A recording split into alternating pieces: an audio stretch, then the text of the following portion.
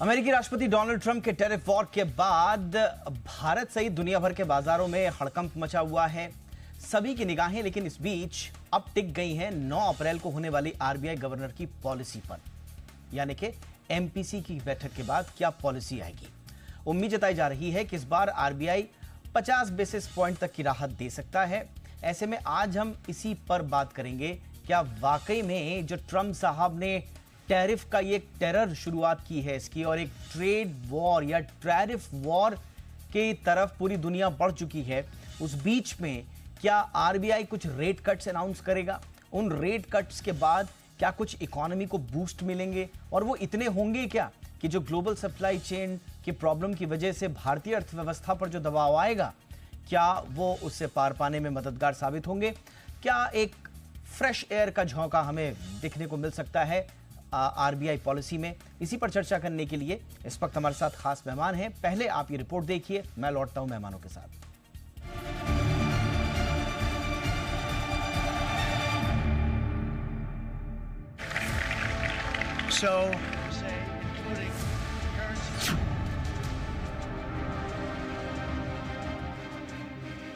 अमेरिकी राष्ट्रपति Donald Trump के टैरिफ वॉर ने पूरी दुनिया में हड़कंप मचा दिया है।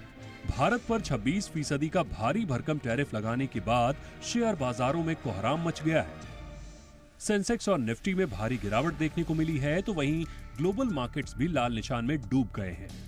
ऐसे में अब सबकी नजरें 9 अप्रैल को होने वाली आरबीआई यानी रिजर्व बैंक ऑफ इंडिया की पॉलिसी मीटिंग पर टिकी हैं। डोनाल्ड ट्रंप ने 2 अप्रैल को ऐलान किया था कि वो भारत से आने वाले सामानों पर 26% का रेसिप्रोकल टैरिफ लगाएंगे, यानी अमेरिका में भारतीय प्रोडक्ट्स अब महंगे हो जाएंगे। ट्रंप का कहना है कि भारत अमेरिकी सामानों पर 52% टैरिफ लगाता है, तो वो इसका आधा यानी 26% वसूलेंगे।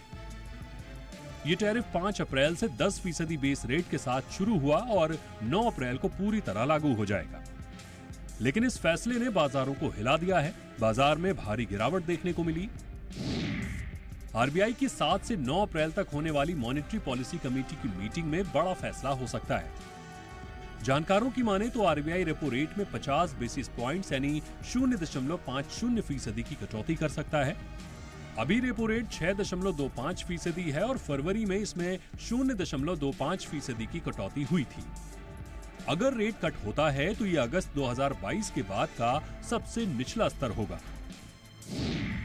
जब आरबीआई रेपो रेट घटाता है तो बैंकों को सस्ता कर्ज मिलता है, जिसका सीधा फायदा आपको होगा। होम लोन, कार लोन और पर्सनल लोन की ईएमआई सस्ती हो सकती है, यानी आपकी जेब पर बोझ कम होगा। साथ ही सस्ता कर्ज मिलने से बिजनेस में निवेश बढ़ेगा, जिसमें अर्थव्यवस्था को सपोर्ट मिलेगा।